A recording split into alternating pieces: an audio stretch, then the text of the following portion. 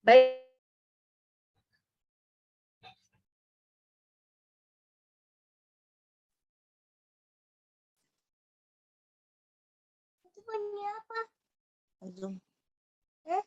Zoom. Sebelumnya selamat malam Bapak. Ya, Pak Mirhat, selamat malam Pak. Sudah bergabung. Malam Bu. Selamat malam. Ya, baik. Apa kabar Pak? Alhamdulillah baik Bu. Oke, baik. Terima kasih Pak. Jadi untuk materi malam ini sendiri yaitu mengenai dengan audit investigasi pengelolaan keuangan desa yang akan dibawakan oleh narasumber kita, yaitu Bapak Mirhat Tawakal, selaku Auditor Madya Inspektorat Kabupaten Maros. Baik Pak, untuk mengefisienkan waktu, langsung saja saya persilakan dengan hormat kepada Bapak Mirhat Tawakal untuk membawakan materi kita malam ini mengenai dengan audit investigasi pengelolaan keuangan desa. Silakan Pak. Baik, terima kasih Ibu Moderator. Selamat malam. Assalamualaikum warahmatullahi wabarakatuh. Izinkan saya untuk memperkenalkan diri yang akan membawakan materi selama mungkin 45 sampai 1 jam ke depan. Ini terkait dengan audit investigasi dalam rangka pengelolaan dana desa, dana keuangan desa. Jadi hari ini mungkin kita lebih banyak sharing, mungkin teman-teman sejawat dari inspektorat yang ada di forum ini. Artinya saya cuman lebih pada sharing terkait dengan pengalaman saya. Izin saya memperkenalkan diri, nama saya Mirhat Tawakal. Saya adalah auditor madya dari Inspektorat Kabupaten Maros. Pengalaman saya dalam audit investigasi itu sudah masuk pada tahap keempat kali. Jadi 4 kali audit investigasi, 4 kali dalam perhitungan kerugian negara, dan 4 kali juga menghadapi sidang. Setelah itu izinkan saya share juga terkait dengan materi yang akan saya bawakan. Jadi saya sarjana ekonomi, 2 tahun yang lalu mengambil sertifikasi terkait dengan sertifikasi fraud di salah satu lembaga. CPRM itu adalah sertifikasi terkait dengan manajemen risiko, dan CRM itu manajemen risiko. Jadi audit investigasi pengelolaan keuangan desa yang hari ini kita lebih pada fokus ke proses penelaah masalah dalam hal persiapan Bapak Ibu menerima pengaduan masyarakat baik dari LSM maupun dari APH. Jadi untuk tanggung jawab atas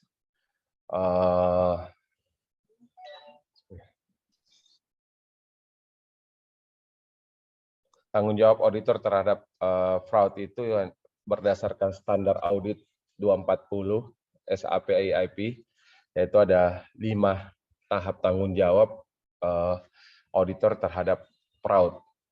Yang pertama adalah bagaimana mempertahankan skeptisisme profesional.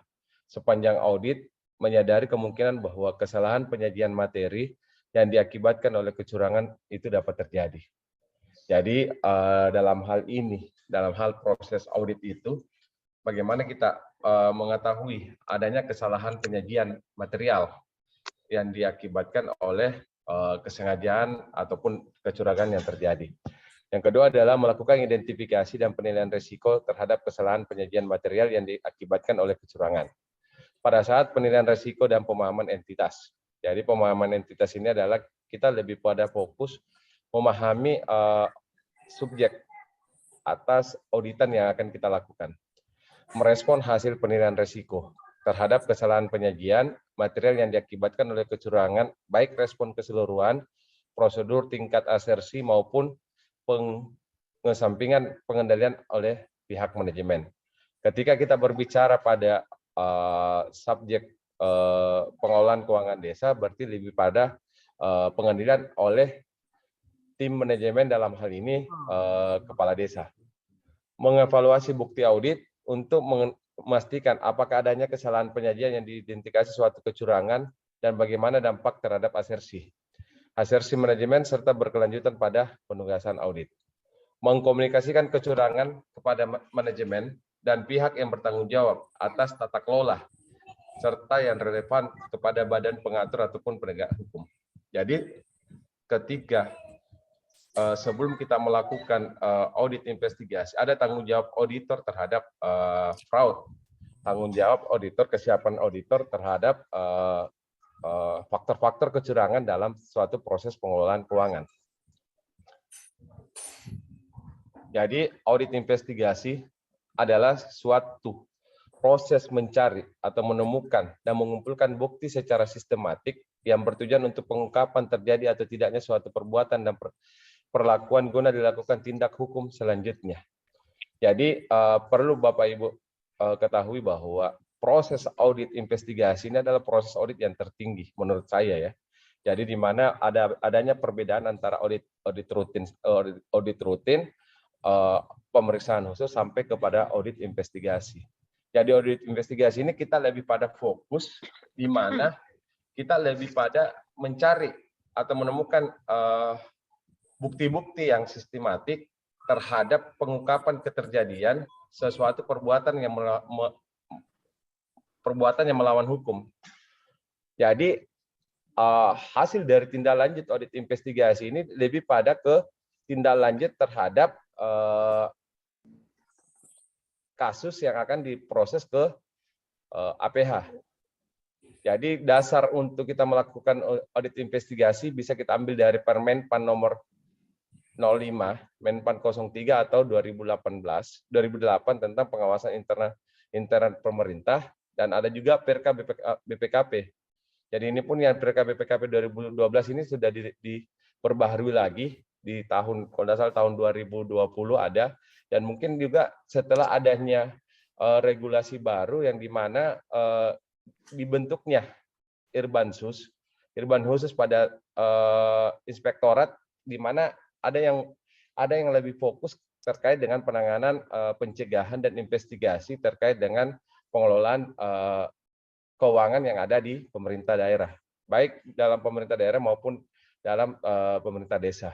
Jadi ditekankan juga kepada inspektorat untuk menyusun pedoman penugasan bidang investigasi. Jadi mungkin di Bapak Ibu sudah ada beberapa yang sudah menyusun terkait dengan pedoman pelaksanaan investigasi sebagai acuan Bapak Ibu melakukan audit investigasi.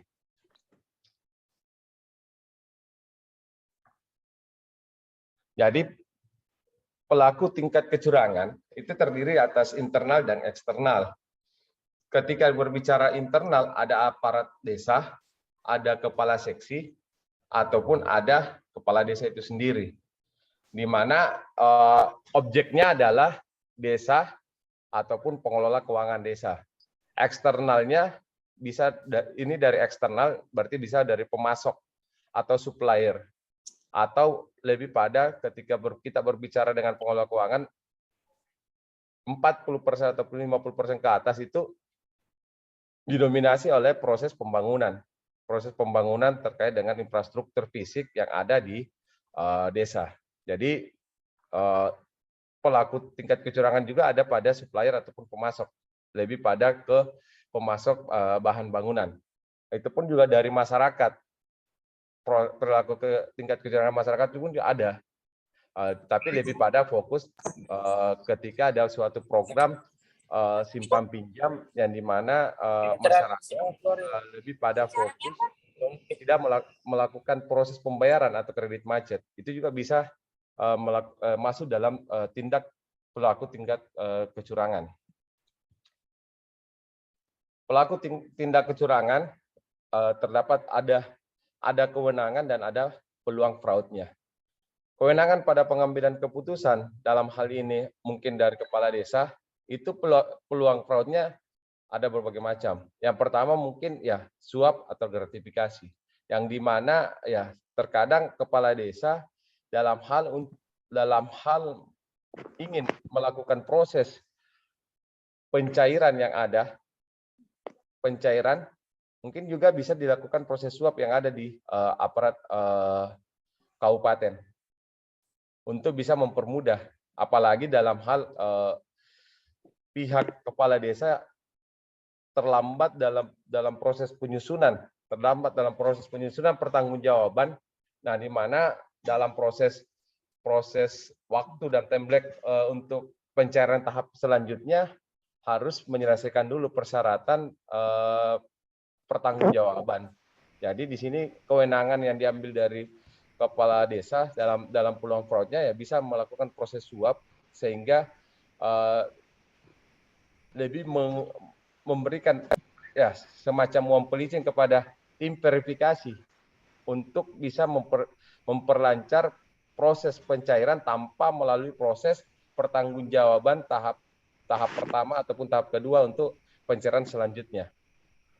Peluang fraud yang kedua adalah markup.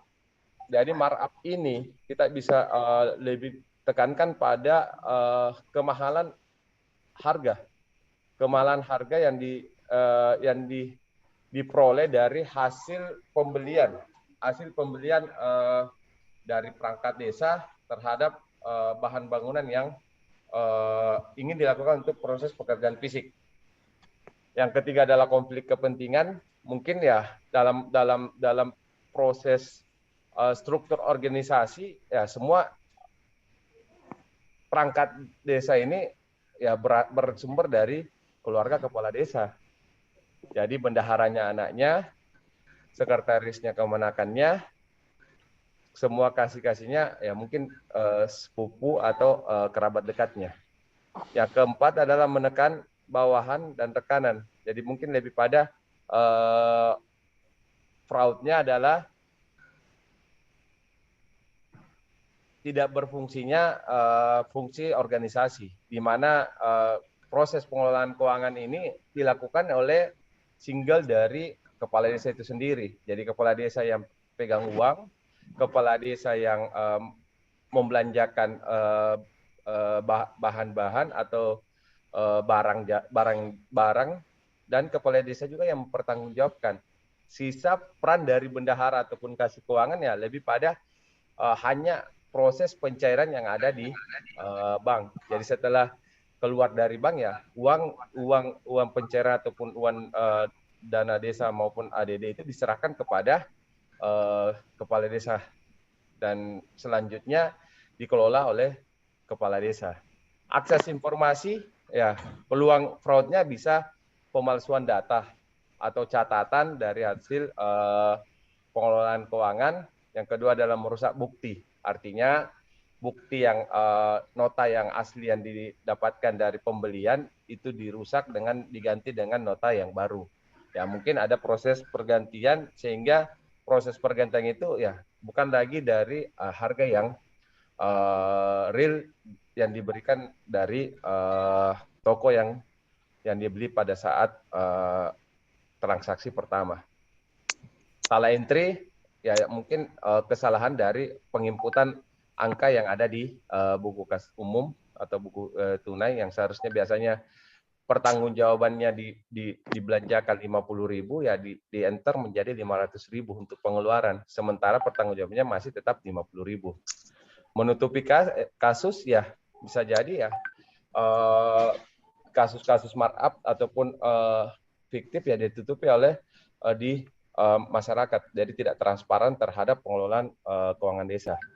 Akses aset lainnya adalah menggunakan fasilitas desa yang biasa di mana fraudnya adalah kepala desa membeli mungkin fasilitas mobil kendaraan dinas yang seharusnya diperuntukkan untuk ambulans ya, tapi karena saya adalah punya kewenangan ya saya tetap pakai walaupun sebenarnya pada pada dasarnya ya dibutuhkan oleh masyarakat, tapi menganggap bahwa mindsetnya kepala desa menganggap bahwa saya yang berkuasa dan saya bisa menggunakan fasilitas desa tersebut, merugikan keuangan atau menggelapkan harta. Menggelapkan harta dari aset itu ya bisa saja asetnya dijual atau diakui bahwa aset sudah rusak.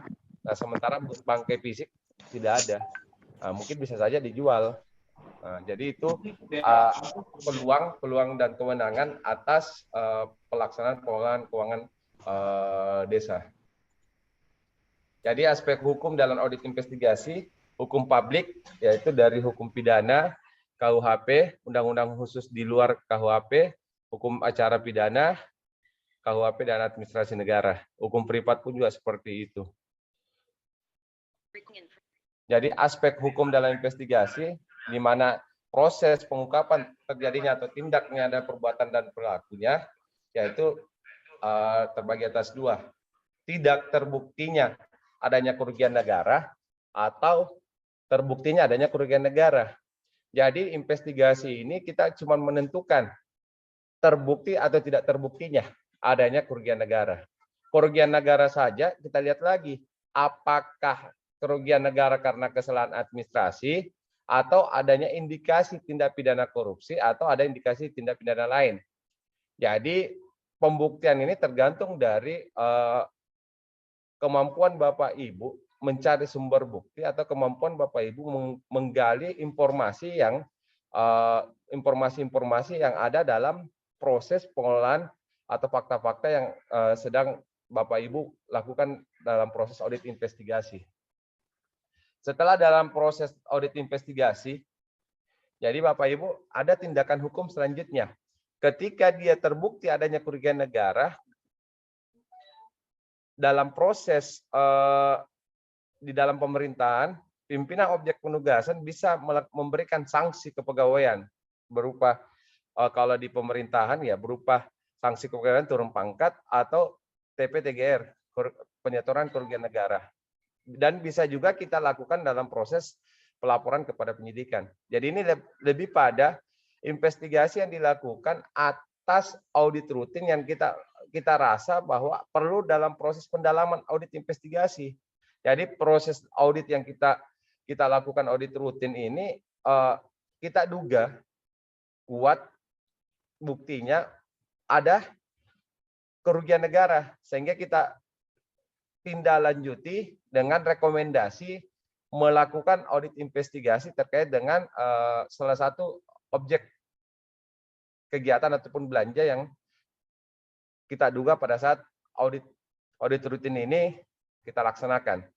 Sementara terkait dengan audit investigasi yang kita lakukan atas permintaan ataupun permintaan dari APH ataupun dari LSM, pengaduan dari LSM ya kita dilanjuti dengan penyidikan ataupun penyidikan. Jadi setelah dari penyidikan ya dilakukan lagi proses perhitungan kerugian negara.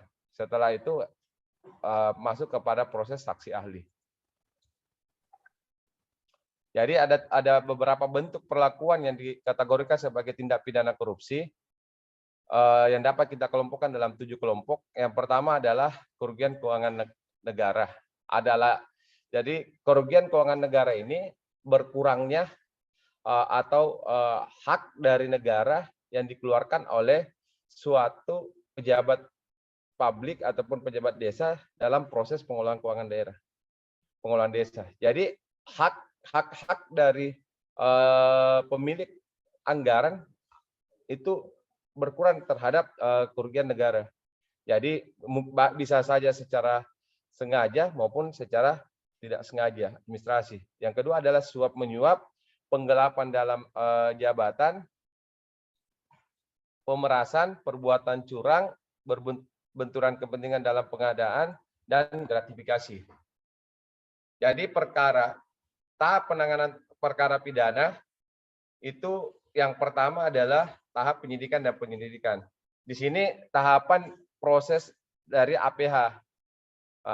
Mulai dari proses penyidikan, pelaksanaan konfirmasi, berita acara, para saksi. Setelah dari itu kita serahkan untuk dilaksanakan pelaksanaan audit investigasi.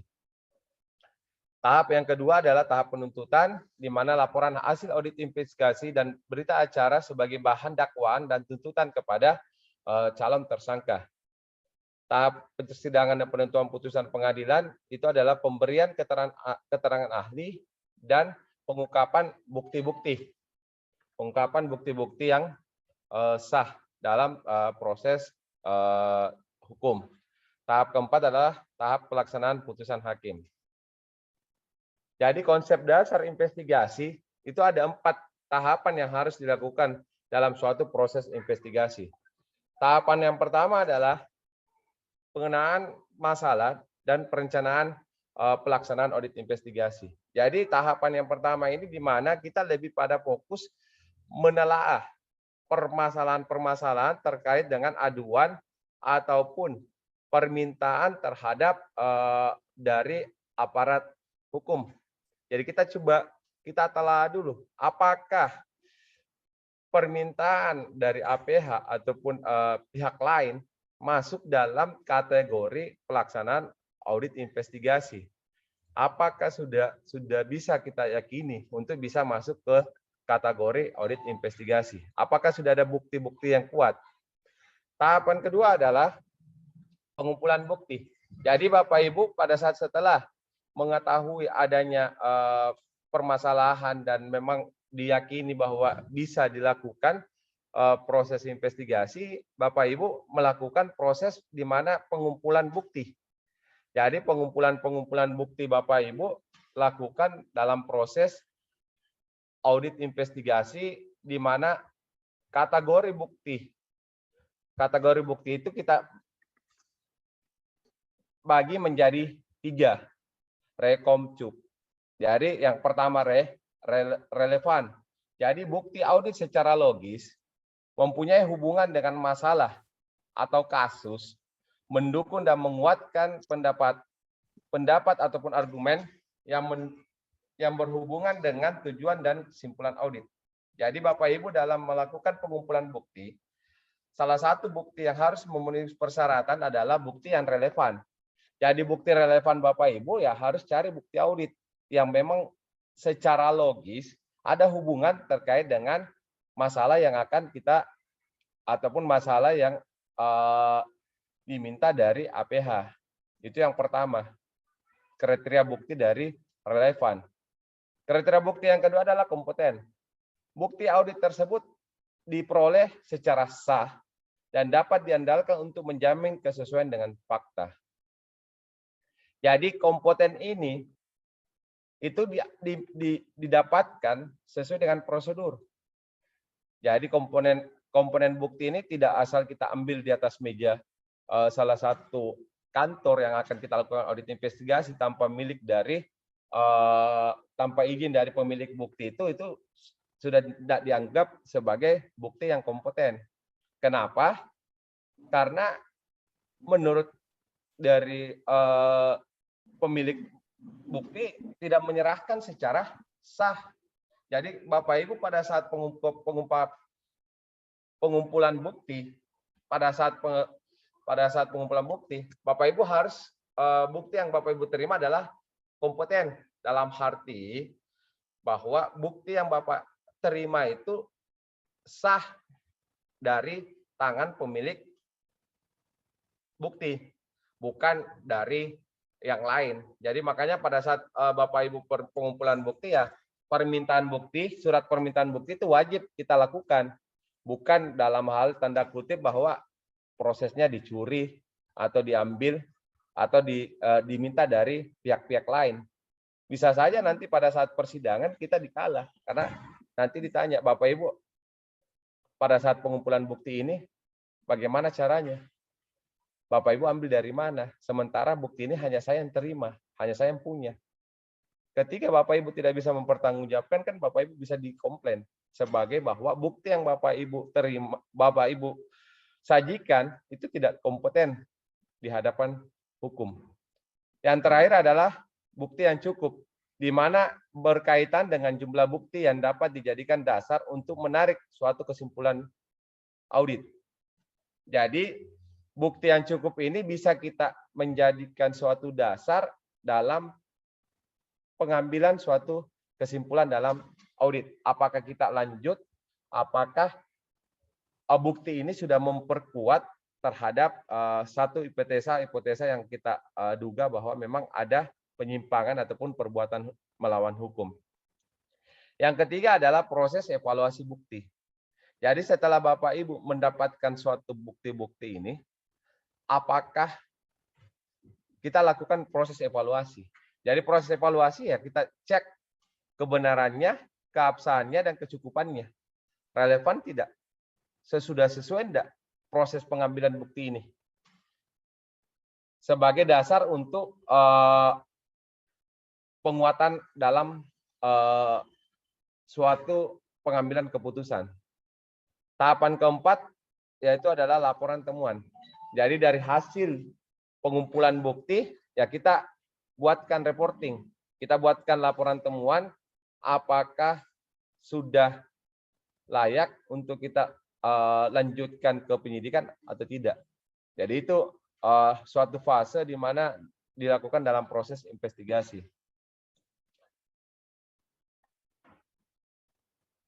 Konsep dasar investigasi dalam pengungkapan PAUD, yaitu yang pertama adalah kegiatan pengumpulan fakta-fakta dan bukti-bukti. Jadi investigasi yang kita ulang kembali bahwa kegiatan pengumpulan fakta dan bukti yang diterima sistem hukum yang berlaku. Jadi tujuannya mengungkapkan terjadinya kecurangan atau fraud. Hasil dari audit investigasi dapat ditindaklanjuti dalam proses hukum litigasi kasus kecurangan fraud. Jadi proses litigasi nantinya bukan kita yang menentukan. Yang menentukan adalah pengadilan. Apakah dia terbukti bersalah atau tidak terbukti bersalah. Jadi kita cuma pengungkapan dalam proses audit investigasi, kewenangan dari auditor itu cuma membuktikan adanya kerugian negara atau tidak terbuktinya adanya kerugian negara. Sementara dalam proses hukum ataupun litigasi, yang berhak untuk membuktikan dia bersalah dengan tidak bersalahnya dalam kasus kecurangan ya hanya hakim di pengadilan, Bapak Ibu.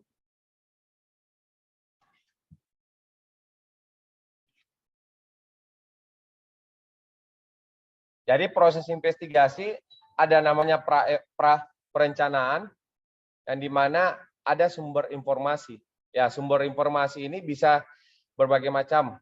Yang pertama mungkin dari pelaksanaan audit rutin yang kita menganggap bahwa adanya signifikan kerugian negara. Ya, kita bisa rekomendasikan untuk dilakukan audit investigasi, audit pendalaman, pengumpulan bukti-bukti lain. Yang kedua mungkin informasi dari laporan-laporan LSM ataupun sumber informasi dari APH. Baik itu dari kepolisian maupun dari kejaksaan. Yang kedua, adanya proses telaah. Jadi setelah dari informasi ini kita telaah apakah ini masuk layak untuk kita lakukan audit investigasi atau cuma sebatas audit biasa, audit rutin. Setelah itu kita lakukan proses keputusan penanganan, apakah kita lanjut atau tidak, apakah dia masuk kategori investigasi atau tidak. Setelah dari perencanaan, kita melakukan perencanaan. Jadi proses perencanaan ini sudah ada hipotesa. Kira-kira dalam suatu kasus ini, hipotesanya kira-kira apa yang akan terjadi? Apa yang perbuatan hukum apa yang dilanggar? Sehingga kita akan melaksanakan audit investigasi. Dari hipotesa ini kita melakukan pengungkapan terkait dengan fakta-fakta yang ada. Sehingga dari pengungkapan itu dalam audit investigasi ada pengumpulan bukti. Setelah dari hipotesa kita menyusun audit programnya. Jadi dari hipotesa seumpamanya ada 3 hipotesa yang dilakukan dalam perbuatan melawan hukum, ya kita lakukan audit programnya. Sejauh mana audit program ini bisa membuktikan bahwa hipotesa ini ada dampak dari kerugian negara. Ada kerugian negara yang ditimbulkan. Setelah itu kita lakukan rencana sumber daya. Rencana sumber daya ini ya terdiri dari rencana dari tim itu sendiri, siapa yang melaksanakan, berapa jumlah tim yang turun melaksanakan audit, kompetensi apa yang harus ikut dalam audit investigasi ini, dan berapa lama proses yang harus kita selesaikan audit investigasi ini. Setelah itu barulah dilakukan pembuatan surat penugasan. Habis dari perencanaan, kita lakukan audit investigasi yang dimana adalah adanya pengumpulan bukti. Nah, pengumpulan bukti tadi, ya bukti-bukti ini harus masuk dalam kriteria relevan, kompeten, dan cukup. Nah, sementara itu pengumpulan bukti kita juga mengambil suatu teknik pengumpulan bukti lainnya. Entah itu kita meminta secara sah kepada objek auditan yang kita akan lakukan audit investigasi, kita meminta BAP dari APH, kita konfirmasi ulang apakah memang dalam proses konfirmasi yang dilakukan APH saksi-saksi ini tidak dalam keadaan tertekan. Jadi ketika kita melakukan audit investigasi atas sumber dari APH, semua bukti-bukti yang didapatkan oleh APH kita berhak menerima, kita berhak minta. Mulai dari bukti yang dia dapatkan, kita uji, dan kita uji kembali kepada pemilik bukti sampai dengan proses konfirmasi yang dilakukan oleh APH. Jadi proses konfirmasi yang dilakukan APH tidak serta-merta kita terima. Jangan sampai saksi-saksi yang dilakukan konfirmasi ini itu mereka dalam keadaan tidak sehat ataupun dalam keadaan tertekan. Makanya terkadang pelaksanaan audit investigasi ini terkadang ada juga yang bertolak belakang dari hasil berita acara penyidikan ataupun berita acara konfirmasi dari APH. Setelah dari itu kan bisa kita klarifikasi kembali kepada APH.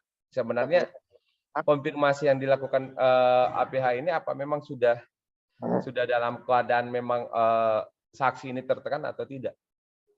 Setelah itu Bapak Ibu melakukan evaluasi bukti. Kita analisis bukti yang ada.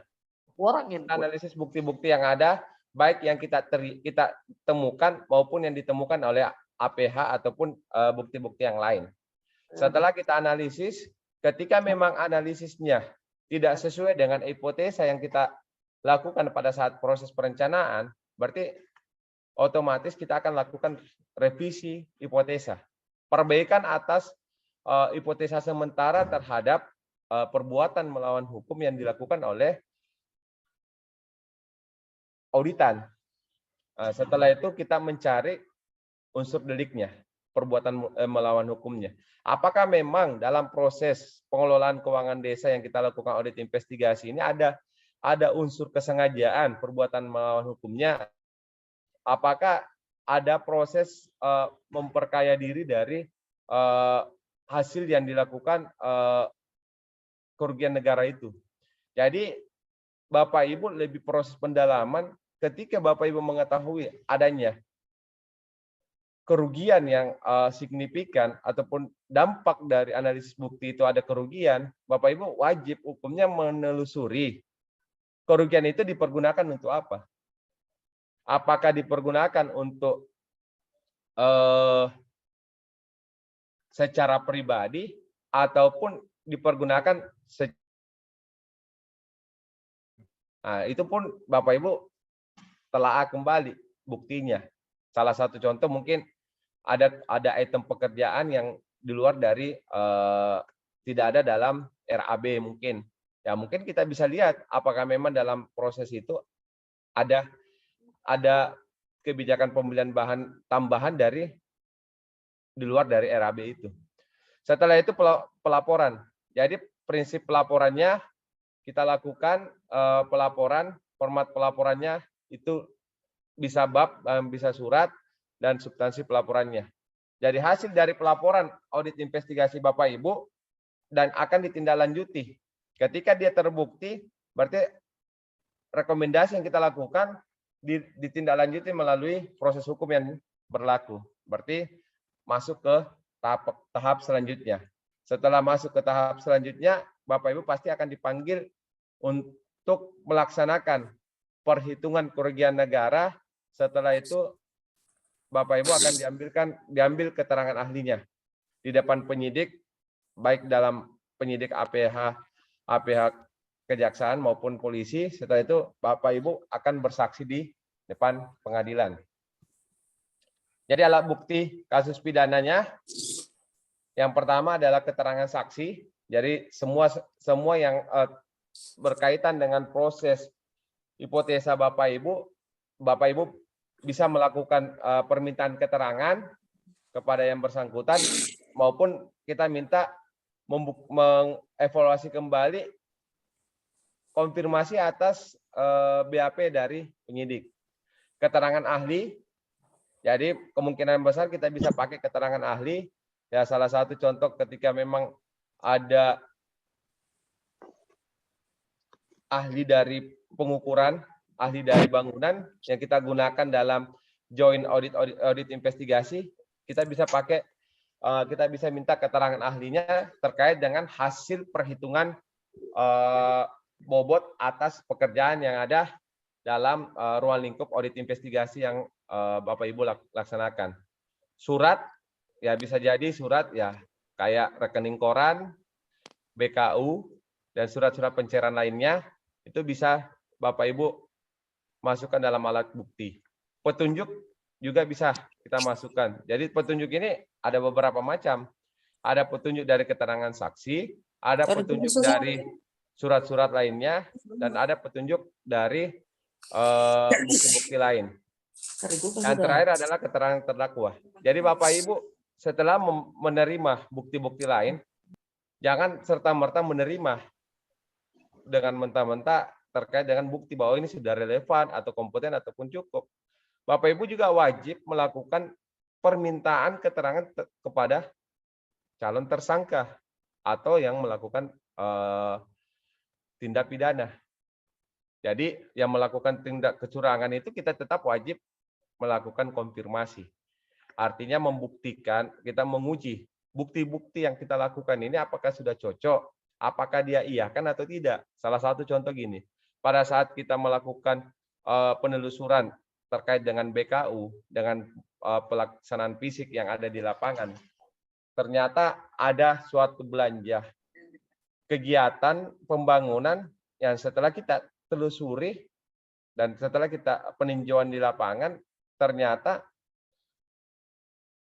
belanja itu tidak ada, jadi fiktif.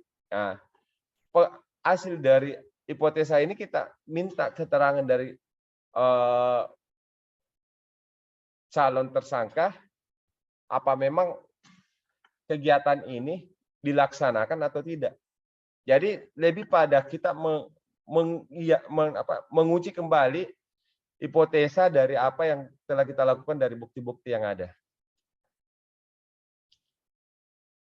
Jadi saya kasih contoh bagaimana Bapak Ibu laporan penalahan terkait dengan informasi awal dugaan penyimpangan. Jadi sumber informasi itu bisa kita ambil dari pengaduan berupa surat yang ditandatangani seseorang yang tertulis bernama Mr. X yang mengaku mewakili LSM, pemerhati korupsi, atau surat permintaan dari aparat APH. Ini bisa ditambahkan dari hasil informasi dari sumber lain, misalnya media massa dan yang dilakukan oleh penelaah. Jadi sebelum kita lakukan audit investigasi ini, kita buat dulu laporan penelaah informasi awal. Apakah sumber ini relevan? Jangan sampai pengaduan ini atau permintaan ini cuma sebatas berita koran atau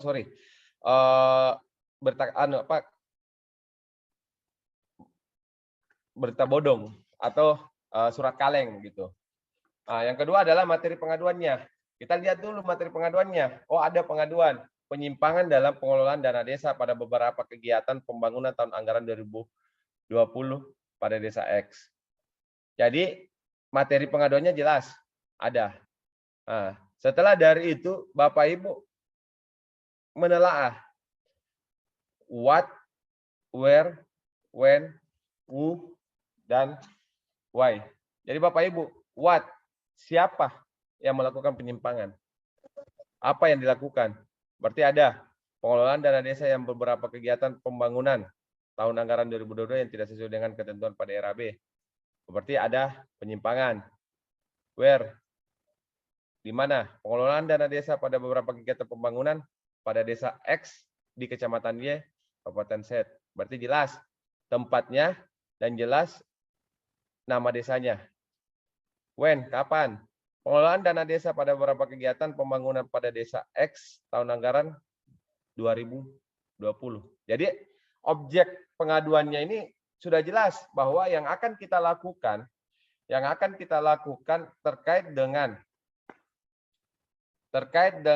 pengaduan ini bersumber dari tahun anggaran 2020. Jadi merujuk pada pertiga perbuatan penyimpangan di atas diidentifikasi dugaan pelaku. Jadi sudah jelas siapa yang melakukan. Hasil telaahnya dugaan pelaku berdasarkan pengaduan yaitu adalah bisa jadi oknum kepala desa itu sendiri atau staf desa, bisa juga kita tambahkan salah satunya adalah bendahara. Tergantung nanti, ini masih dalam tahapan hipotesa, tergantung nanti pengujian Bapak Ibu. Siapa sebenarnya yang melakukan? Nah, why? Mengapa? Jadi why ini bisa juga belum bisa kita diidentifikasikan. Jadi Bapak Ibu ketika what, where, when, dan who ini memenuhi persyaratan dalam hasil telahan Bapak Ibu, ya bisa jadi Bapak Ibu bisa melanjutkan ke tahap selanjutnya yaitu audit investigasi. Setelah itu how? Bagaimana? Jadi Bapak Ibu menguji modus penyimpangan yang diidentifikasi dalam informasi awal ini. Bisa saja modus penyimpangannya yang pertama adalah karena dia masuk dalam proses kegiatan pembangunan. Jadi bisa saja yang pertama adalah adanya pemotongan honor perencana dan pengawasan. Itu bisa saja dilakukan. Jadi jumlah yang diterima tidak sesuai dengan proposal ataupun kwitansi. Jumlah yang diterima tidak sesuai dengan jumlah yang tertera dalam kwitansi tanda terima. Di kwitansi tanda terima 1.200.000 yang diterima cuma 500. Ya, berarti ada selisih 700.000. Pembebanan biaya administrasi, potongan 10% yang tidak jelas. Ini aturannya dari mana? Ya, bisa saja modusnya seperti itu. Modus yang pertama adalah pemotongan honor, perencanaan dan pengawasan. Yang kedua adalah markup atas jumlah bahan dan harga bahan bangunan. Terhadap karena ini masuk penyimpangan terkait dengan kegiatan pembangunan pada desa X, berarti kita lebih fokus pada pembelian jumlah bahan ataupun harga bahan bangunannya. Ya, bisa saja modusnya pembuatan SPJ yang tidak sama dengan realisasi penggunaan yang sebenarnya. Karena ingin mencukupkan atau menghabiskan RAB, menghabiskan anggaran, kita sesuaikan dengan RAB saja. Padahal sebenarnya volumenya cukup sesuai dengan gambar, tetapi karena RAB-nya salah, sehingga kita copy saja dari RAB masuk ke bukti pertanggungjawaban. Sehingga dengan kata lain adalah pelaporan yang dilakukan itu jujur, nol interpretasi. Yang kedua adalah pembuatan SPJ yang tidak benar. Jadi pembuatan SPJ yang tidak benar ya, harga semennya sebenarnya 775.000, dia diakal-akali menjadi 90.000 dengan alasan bahwa ada biaya penansiran atau ongkir. Setelah kita menelusuri ternyata lokasi ya 45 lah. Mohon maaf Pak. Ya. Ininya Pak, slide-nya tidak terganti Pak. Oh, sorry.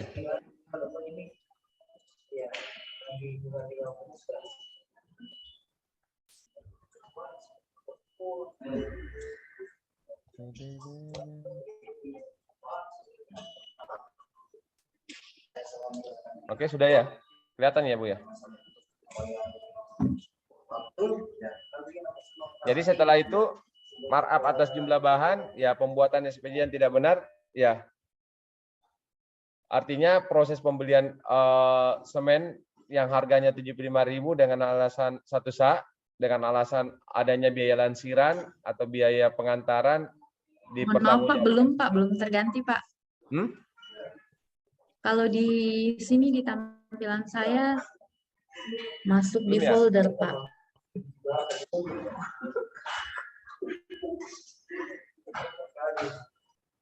Oke.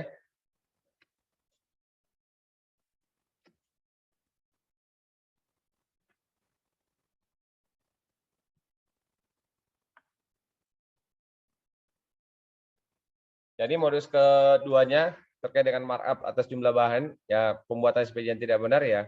Salah satu contohnya pembelian semen, satu sak semen itu 75, seharusnya 75.000 karena ditambahkan menjadi 90.000 dengan alasan ada lansiran. Setelah kita mengecek lokasi pembangunannya, ternyata lokasinya bisa diakses.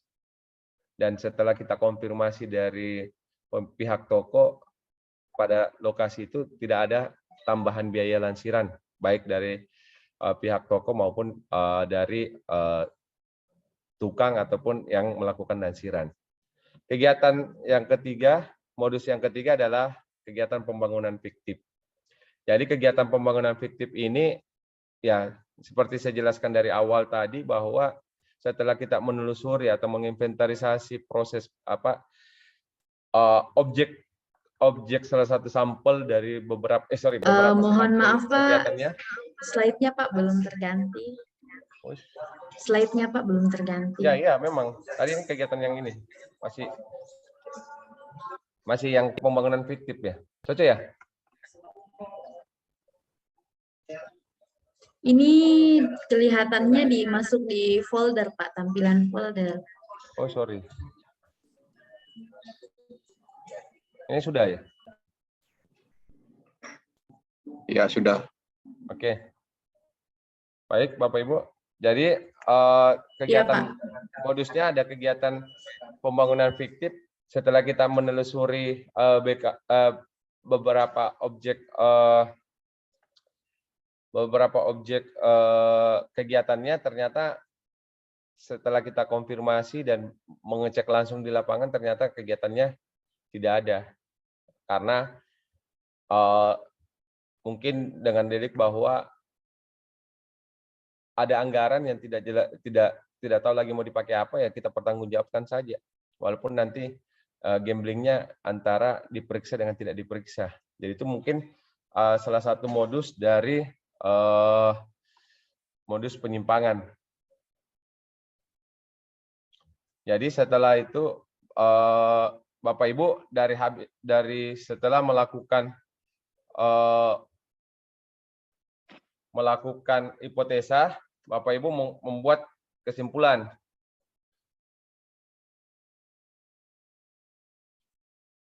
Jadi dampak dari penyimpangan tersebut sudah dapat diperkirakan berapa kerugian keuangan negara ataupun desa akibat pengeluaran bansos. Akibat ini yang tidak benar, namun jumlahnya belum ditentukan. Jadi kita bisa menyimpulkan dari informasi awal sudah cukup mengandung informasi 3W1H secara spesifik. Identifikasi dugaan pelaku dan modus penyimpangan juga sudah digambarkan dengan cukup jelas, walaupun tidak disertai dengan dokumennya secara detail, menjelaskan bagaimana bentuk dan proses penyimpangan tersebut. Mengingat penyimpangan tersebut adanya kasus ini layak untuk ditindaklanjuti sebagai audit investigasi. Jadi Bapak Ibu dalam melakukan penelaahan, ya cukup yang pertama ada mengandung informasi 3W1H. Setelah itu Bapak Ibu cukup mencari hipotesa modus penyimpangannya. Dari hipotesa penilaian ini, selanjutnya Bapak Ibu melakukan audit penyusunan program. Jadi penyusunan program terkait dengan pembuatan audit programnya. Jadi pembuatan audit programnya Bapak Ibu lakukan nanti, Bapak Ibu fokus di 3 dugaan penyimpangan. Fokus di 3 hipotesa. Jadi informasi awal dari itu kita fokus menetapkan hipotesa, Bapak Ibu menambahkan hipotesa lain bisa.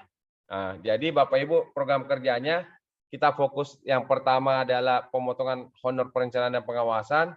Bapak Ibu membuat kira-kira hipotesa program kerjanya bisa ambil dari sini. Jumlah yang tidak diterima tidak sesuai dengan fakta ataupun sesuai dengan kwitansi. Ini Bapak Ibu buatkan programnya. Jadi bisa saja yang pertama adalah dapatkan data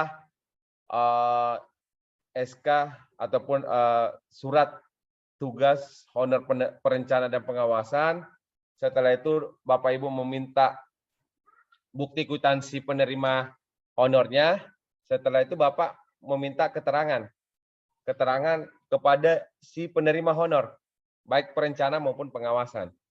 Bapak Ibu menguji apakah yang diterima dari tim perencana ataupun tim pengawasan itu sudah sesuai dengan kwitansi yang ditandatangani. Jadi Bapak Ibu bisa minta keterangannya. Nah, setelah dari keterangan bahwa yang menerima honor perencana ataupun pengawasan Bapak Ibu sudah ketahui bahwa ada pemotongan sekitar dari kwitansi 1.500.000, ternyata dia terima cuma 700, berarti ada pemotongan 500. Pemotongan 500 ini ditambahkan langkah kerja lagi dengan melakukan konfirmasi ataupun permintaan keterangan kepada pembayar. Si pembayar dalam hal ini bendahara. Ketika bendahara menyebutkan bahwa mengiyakan bahwa adanya memang pemotongan dan bendahara mengiyakan dan mengetahui pemotongan itu peruntukannya untuk apa, ya ketika dia menyatakan bahwa pemotongannya diserahkan kepada kepala desa, selanjutnya nanti kita akan tambahkan lagi langkah kerja selanjutnya adalah kita melakukan konfirmasi ataupun keterangan kepada kepala desa. Apakah kepala desa memang melakukan pemotongan secara sengaja, memerintahkan kepada bendahara untuk melakukan pemotongan hak honor perencanaan ataupun pengawasan. Jadi Bapak Ibu menguji apakah memang betul. Jadi kita memang lebih audit investigasi ini kita menguji sampai kedalaman. Jadi ceritanya kita menguji sampai titik akhir. Setelah memang kepala desa mengakui bahwa memang dia sengaja memotong hak dari honor perencanaan ataupun pengawasan, kita bisa bertanya lagi kepada kepala desa, apa alasan Bapak kepala desa memungut 500.000? Ketika dia menyatakan bahwa 500.000 ini saya belikan barang atau handphone, ya kita bisa minta bukti baru. Handphone yang mana yang Bapak Ibu belikan seharga 500.000? Ketika dia bisa buktikan, berarti handphone inilah menjadi bukti bahwa adanya pemotongan honor sebesar 500.000. Jadi runutannya mulai dari awal sampai memang kita bisa membuktikan bahwa uang pemotongan itu dilakukan dengan sengaja oleh kepala desa untuk keperluan apa. Jadi Bapak Ibu bisa membuat programnya. Jadi ketika program itu kita bisa dapatkan bukti, berarti kita sudah bisa membuat suatu kesimpulan, satu temuan bahwa hasil hipotesa pemotongan honor perencanaan dan pengawasan benar adanya.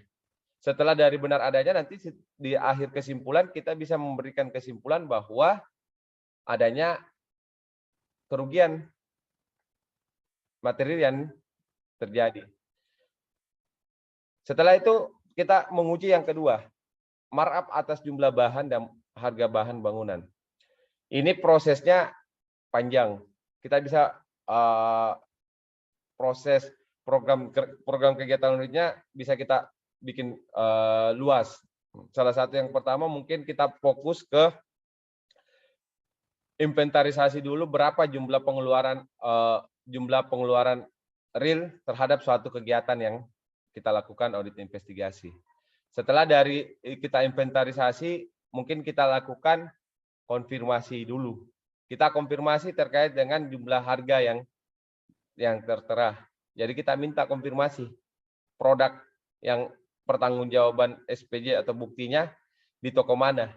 Ketika di bukti pertanggungjawaban atau bukti tokonya jelas bahwa di toko A atau toko B, kita bisa melakukan permintaan keterangan kepada pemilik toko. Bisa kita minta keterangan yang pertama, apakah benar kepala desa X melakukan transaksi pembelian? Kalau dia menyatakan melakukan transaksi, nah kita konfirmasi kembali. Kira-kira ada enggak data berapa jumlah total bahan yang dibeli? Ketika pihak toko mempunyai bukti catatan terkait dengan pengambilan bahan oleh kepala desa, itu kita bisa minta untuk menjadi satu bukti kuat untuk menghitung nantinya. Setelah kita meminta, kita lagi meminta berapa harga yang diberikan, berapa sebenarnya harga pasir, berapa sebenarnya harga semen yang diberikan kepada kepala desa. Setelah dari mendapatkan bukti itu satu langkah, satu program.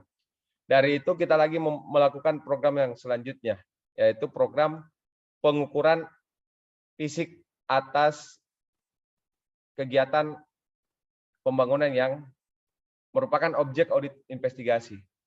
Jadi kalau Bapak Ibu memang bisa paham melakukan pengukuran, bisa Bapak Ibu lakukan sendiri.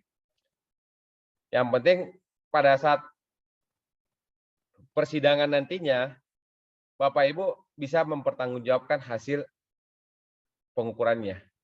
Ketika Bapak Ibu tidak bisa mempertanggungjawabkan hasil pengukuran fisik terhadap suatu pekerjaan atas objek audit investigasi, Bapak Ibu bisa minta tolong kepada APH untuk menyiapkan ahli teknik. Bisa diambil dari Dinas Pekerjaan Umum atau bisa diambil dari konsultan. Biaya yang diberikan ya mungkin minta tolong sama APH yang memfasilitasi semua proses pembayaran yang dilakukan oleh APH sebagai penguatan bukti yang hipotesa yang kita lakukan, ya hipotesa yang dia berikan ke kita. Setelah dari hasil hipotesanya ada kekurangan fisik ataupun kita konversi penggunaan bahannya dengan menggunakan analisis harga satuan paket pekerjaannya.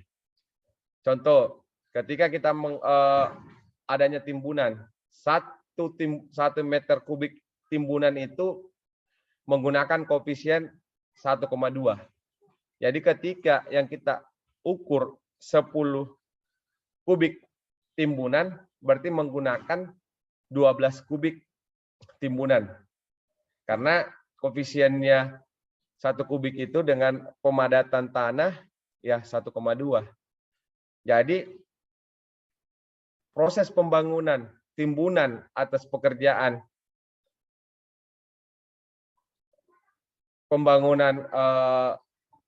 contoh pembangunan kantor desa terhadap fondasi, secara kita hitung cuman volumenya 10 kubik. Dengan memerlukan 12 kubik timbunan. Jadi ketika pertanggungjawabannya menggunakan 30 kubik, berarti ada 18 kubik yang fiktif. Jadi itu yang kita coba gali ataupun kita coba cari fakta dan buktinya. Jadi pembuktian terhadap jumlah bahan kita bisa lakukan melalui program kerja auditnya melalui perhitungan volume pekerjaan. Jadi perhitungan volumenya kita berdasarkan fakta volume pekerjaan yang ada. Modus penyimpangan yang ketiga adalah kegiatan pembangunan fiktif. Ya, program kerjanya mungkin kita bisa ambil dari yang pertama menemukan dulu bukti pengeluaran uangnya, kwitansinya. Yang kedua kita bisa cek di lapangan. Yang ketiga bisa kita melakukan konfirmasi. Bisa kita konfirmasi kepada pelaksana teknis kegiatan di desa. Bisa kita konfirmasi kepada masyarakat sekitar paket pekerjaan, dan terakhir bisa kita konfirmasi kepada kepala desa itu sendiri. Jadi proses program kerja yang kita lakukan itu bisa diambil dari program kerja dari modus-modus penyimpangan. Jadi program kerja yang kita lakukan terhadap audit investigasi ini tidak boleh keluar dari modus pembuktian modus penyimpangan yang kita hipotesakan yang dari awal.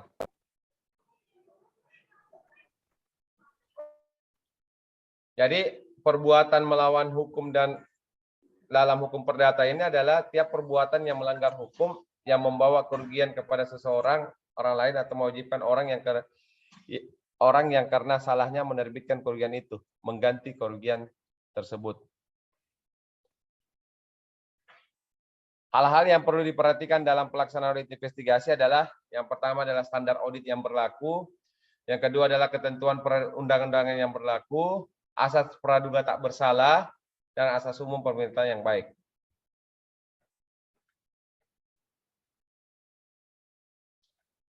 Hal-hal yang diperlukan dalam pelaksanaan audit investigasi terkait dengan standar auditnya. Jadi untuk penugasan audit investigasi atas permintaan penyidik, apabila ada indikasi kerugian negara, maka perlu dilakukan ex post dengan penyidik untuk mendapatkan kepastian terpenuhinya atau tidak terpenuhinya unsur aspek hukum. Jadi sebelum Bapak Ibu melakukan penelaahan, Bapak Ibu berhak untuk penyidik melakukan ex post kepada Bapak Ibu. Apakah indikasinya ada indikasi kerugian negara kepada unsur aspek hukumnya. Sehingga auditor memperoleh dasar keyakinan yang memadai bahwa hasil audit investigasi tersebut berindikasi tindak pidana atau tindak pidana korupsi atau tidak.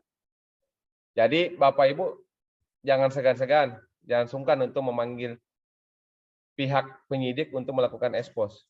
Karena jangan sampai ada beberapa kasus kita dijadikan peralat atau kita dijadikan sebagai objek, bahwa nanti setelah kasus ini ingkrah yang terekspos di masyarakat bahwa yang membuat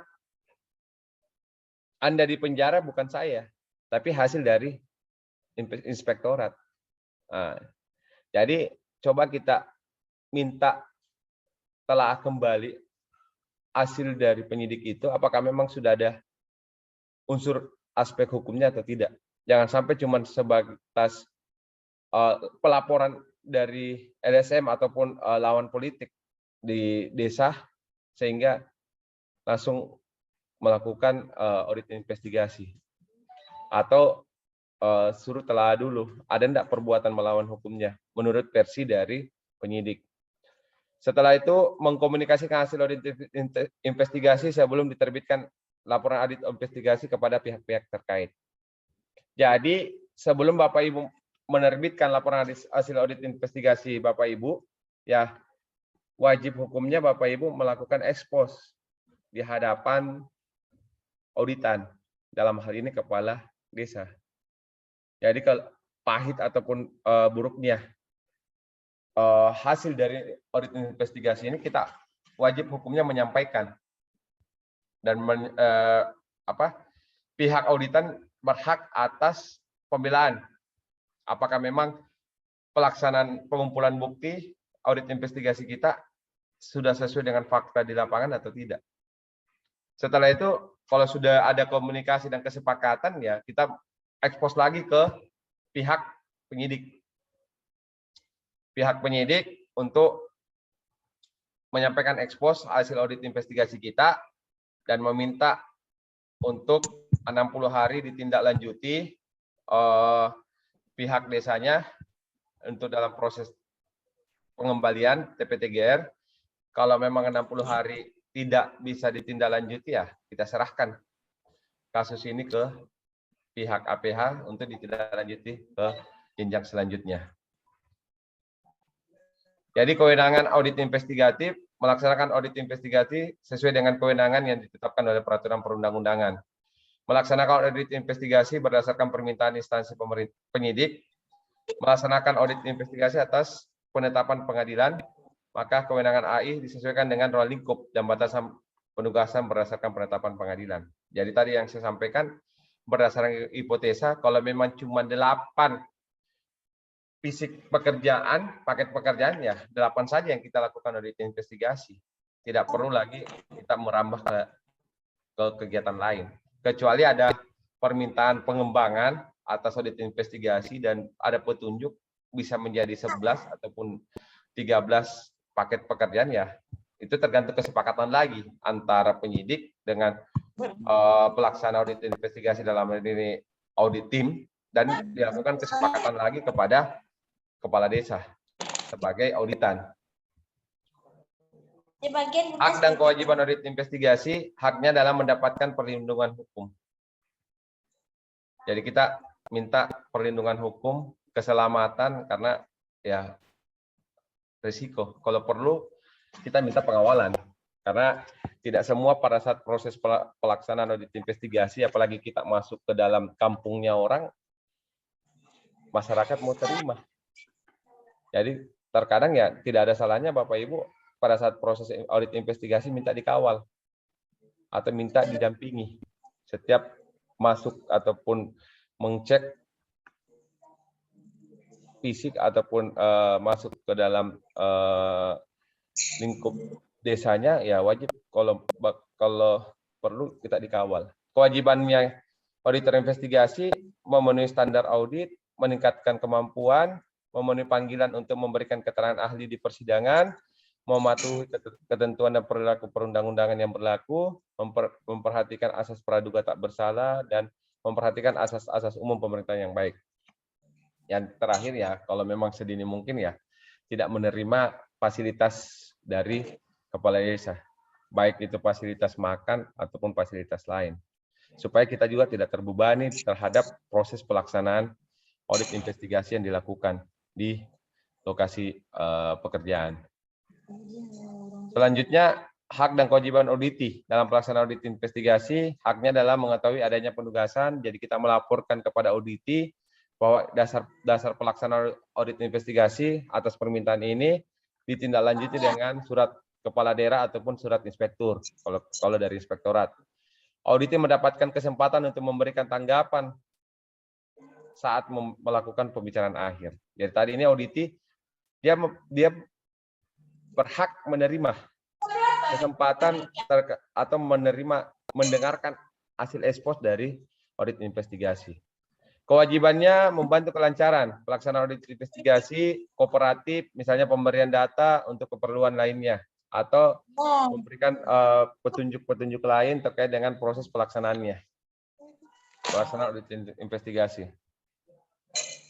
Jadi asas-asas umum pemerintahan yang baik, ya asas kepastian hukum, asas tertib penyelenggara negara, asas kepentingan umum, asas keterbukaan, proporsional, profesional, dan akuntabilitas. Mungkin sekian sesi dari saya. Mungkin Bapak Ibu kita bisa tanya jawab, atau diskusi terkait dengan proses pelaksanaan audit investigasi. Semoga saya di pertanyaan nanti saya bisa menjawab sesuai dengan pengalaman saya dalam melaksanakan audit investigasi sampai dengan pada proses persidangan di pengadilan. Saya kembalikan kepada moderator.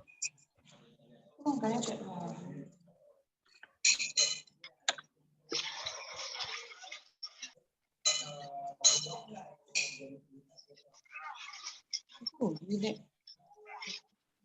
Kamu ya.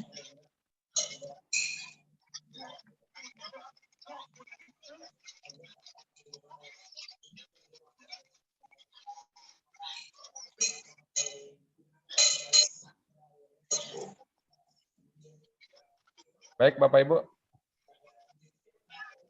Siapa tahu ada yang mau kita diskusikan. Baik Pak, terima kasih Pak untuk pemaparan materinya mengenai dengan audit investigasi pengelolaan keuangan desa. Mungkin langsung saja Bapak dan Ibu sekalian, sesi selanjutnya yaitu sesi terjawab atau sesi diskusi. Jadi Bapak dan Ibu silakan untuk mengajukan pertanyaan kepada narasumber kita mengenai dengan materi yang disampaikan oleh narasumber kita malam ini. Baik Pak, di sini sudah ada beberapa pertanyaan di kolom chat. Langsung saja mungkin ya Pak, saya bacakan pertanyaannya dari kolom chat.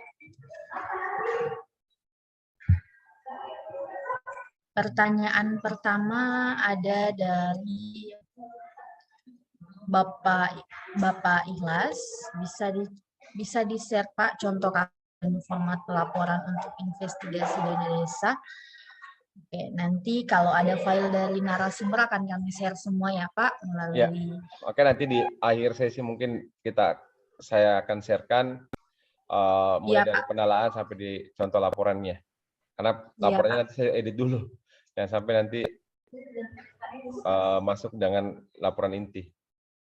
Oke, baik, nanti Pak. ingatkan saja untuk saya share ke panitia. Oke, baik Pak. Selanjutnya Pak, kita ke pertanyaan dari Bapak Muhtar. Izin bertanya Pak, pada saat audit investigasi dana desa, apakah wajib ada keterangan saksi dan siapa yang berwenang melakukan investigasi dana desa? Oke, langsung saya jawab saja bahwa keterangan saksi ini kan merupakan salah satu bukti ataupun langkah. Keterangan saksi memang wajib menjadikan keterangan itu saksi menjadikan suatu jenis alat bukti. Jadi keterangan saksi ini bisa sebagai petunjuk dan bisa juga sebagai bukti. Jadi keterangan saksi kalau menurut saya itu sangat berperan penting dalam proses pelaksanaan audit investigasi. Kalau untuk proses pelaksanaan audit investigasi siapa yang berhak melakukan, ya kembali lagi adalah lembaga yang berwenang untuk melakukan audit investigasi. Dalam hal ini kalau di pemerintahan ya bisa BPK, bisa BPKP, bisa Inspektorat Daerah maupun Kabupaten ataupun Inspektorat Kementerian.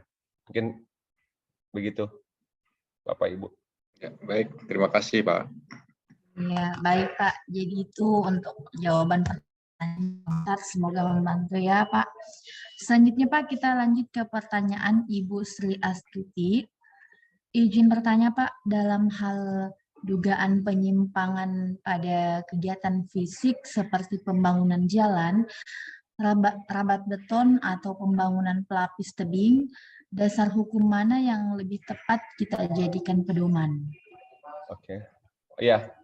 Jadi untuk saya kasih contoh pekerjaan rabat beton, dasar hukumnya ketika tim audit investigasi bisa menyiapkan alat core terkait dengan ketebalan, yaitu kita bisa ambil. Yang pertama ya, alat core. Yang kedua mungkin ketika si pemilik atau permintaan penyidik bisa menyiapkan atau memberikan anggaran terkait dengan kualitas beton, juga kita bisa pakai sebagai dasarnya. Yang penting pada saat RAB menjelaskan material yang digunakan, mutu beton yang seperti apa. Tetapi ketika dia pakai swakelola, kita bisa pakai Permen PU terkait dengan analisis harga satuan paket pekerjaan. Jadi seperti biasanya saya melaksanakan audit investigasi terkait dengan rabat beton, kita lebih pada fokus menghitung volume berdasarkan yang kita bisa jangkau. Setelah itu kita mengkonversikan ke analisis harga satuan. Tetapi kembali lagi, kita kesepakatan saja ketika dia menyatakan bahwa campurannya ini 321 merupakan K200, berarti kita pakai analisis harga satunya pakai K200. Setelah itu kita mengkonversikan ke volume ataupun total bobot pekerjaan, atau kita pakai konversikan ke jumlah bahan yang digunakan. Mungkin seperti itu yang dasar hukum yang kita lakukan dalam perhitungan pekerjaan rabat beton, Bapak Ibu. Oke, baik Pak. Terima kasih Pak untuk jawaban dari pertanyaan Ibu Sri Astuti. Selanjutnya Pak, kita ke pertanyaan Ibu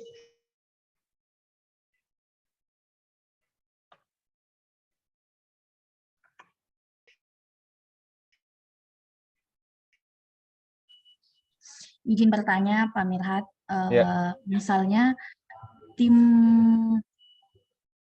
AI telah selesai memaksa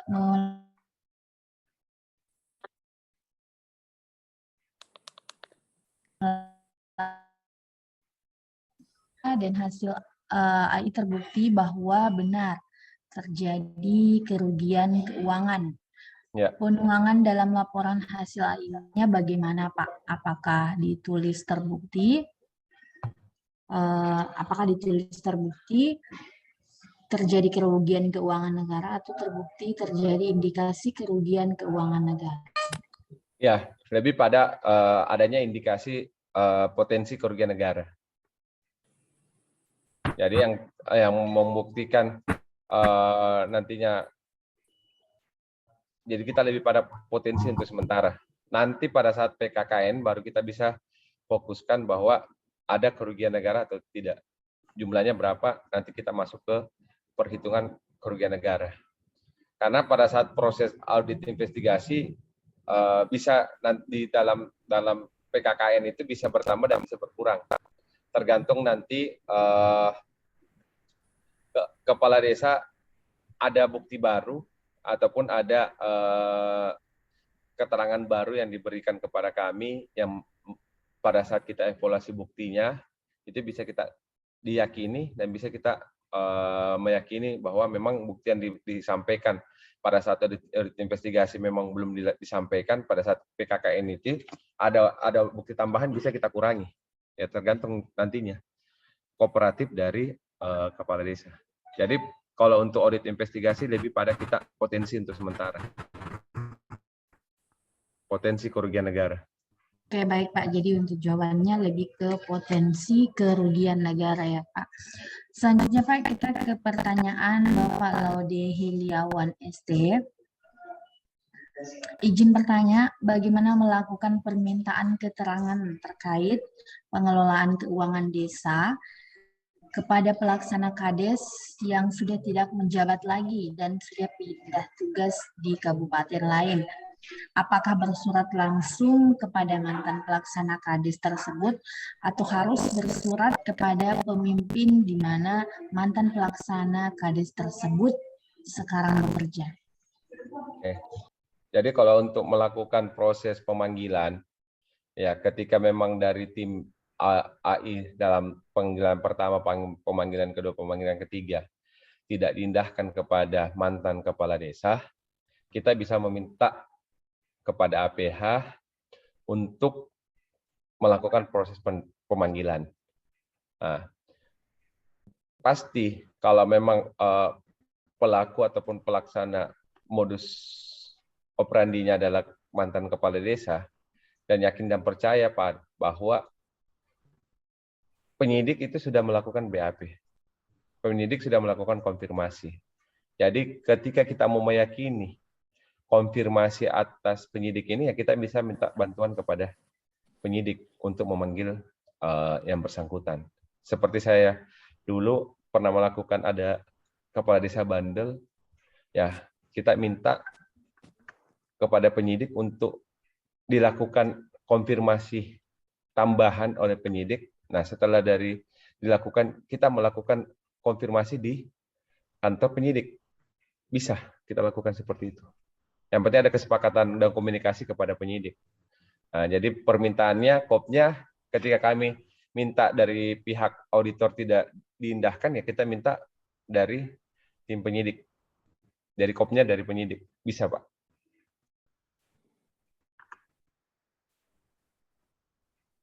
Oke, baik Pak. Terima kasih Pak jawabannya. Selanjutnya Pak, kita ke pertanyaan Bapak Rio Emsli. Bapak Rio Emsli Agustino. Apakah dalam pendekatan analisis 5W2H, 5W plus 2H, apabila unsur yang terpenuhi cuma 3 saja, apakah bisa dilanjutkan audit investigasi? Oke. Makanya pada saat penelaah, kita bisa pakai 5W2H. 5W1H.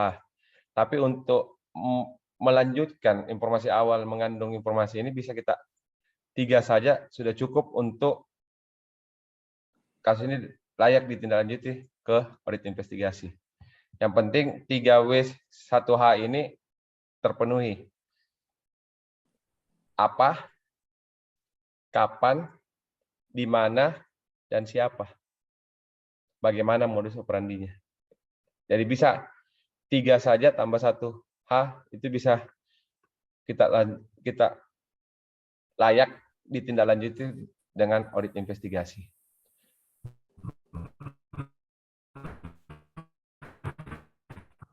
Oke, baik Pak. Cukup Pak? Iya, Pak. Iya. Baik Pak, selanjutnya Pak kita ke pertanyaan Bapak Irwan Miharja. Izin bertanya Pak, apabila sebelumnya sudah pernah diadakan audit operasional dan terdapat temuan yang harus disetorkan, apakah pada saat diadakan audit investigasi perlu diaudit kembali? Oke, jadi ketika audit operasional sudah ada temuan di situ, dan memang setelah kita konfirmasi kepada tim memang sudah cukup buktinya untuk menghindari konflik interest, saya rasa tidak perlu lagi kita buktikan. Yang penting dia sudah store ke TPTGR. Tapi ketika belum di-store ke TPTGR, nilai itu masih tetap bisa kita angkat sebagai adanya kerugian. Tapi sebagai dasar dalam laporan nantinya merupakan hasil pemeriksaan pada tim nomor LHP nomor sekian terkait dengan pekerjaan ini masih terdapat selisih ataupun kerugian negara senilai ini yang belum ditindaklanjuti oleh kepala desa. Jadi ini bisa menjadi menambah potensi kerugian yang kita bisa ungkap pada audit investigasi. Oke. Iya baik Pak, terima kasih Pak. Selanjutnya Pak kita lanjut ke pertanyaan Bapak Giorgelian. Izin bertanya Pak, ketika di persidangan apakah sebagai ahli adalah ketua tim AI ataukah anggota tim juga dapat dihadirkan sebagai ahli? Untuk yang kedua, apakah auditor inspektorat dapat menentukan besarnya kerugian atas pemeriksaan AI? Oke, yang pertama saya jawab dulu Bapak Ibu adalah ketika pada proses persidangan yang bisa melakukan saksi ahli adalah yang telah dilakukan konfirmasi berita acara ahli, ada pemanggilan.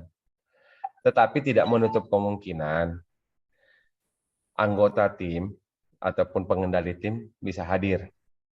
dalam rangka membantu ketua tim jika membutuhkan jawaban dari pertanyaan dari hakim. Itu bisa saja. Jadi tergantung kebijakan pimpinan. Bisa diikutkan anggota atau sendiri. Tapi kalau saya bersaksi, kadang saya panggil ikutkan anggota. Selain dari ketika saya ada pertanyaan terkait dengan permintaan KKP, kan ketua tim juga tidak bisa hafal keseluruhan prosesnya ada di anggota tim. Nah, saya bisa minta ke pimpinan untuk mengikut sertakan yang pertama. Alasan yang pertama itu. Alasan yang kedua, ya anggota tim supaya bisa terbiasa dengan suasana pengadilan. Karena jangan sampai audit investigasi ini tidak semua orang yang mau ambil. Karena alasan yang pertama keselamatan, yang kedua takut bersaksi di depan pengadilan. Ya, makanya saya bilang tadi, tergantung dari ketua timnya mau mengikut sertakan atau tidak. Yang kedua adalah apakah auditor inspektorat bisa menghitung kerugian negara? Ya bisa. Yang penting prosedur yang dilakukan pengumpulan bukti berkaidah sesuai dengan ketentuan yang relevan, cukup dan yang 3 tadi kompeten, ditambahkan dengan ada surat penugasan. Bisa untuk menentukan kerugian negara. Sudah, Bapak Ibu? Oke, baik Pak. Terima kasih Pak. Ini masih ada beberapa pertanyaannya Pak. Pertanyaan selanjutnya dari Bapak Hospian. Mohon maaf Bapak Hopsian. Izin bertanya, bila ada pengaduan atas dugaan tipikor pada desa. Mohon maaf.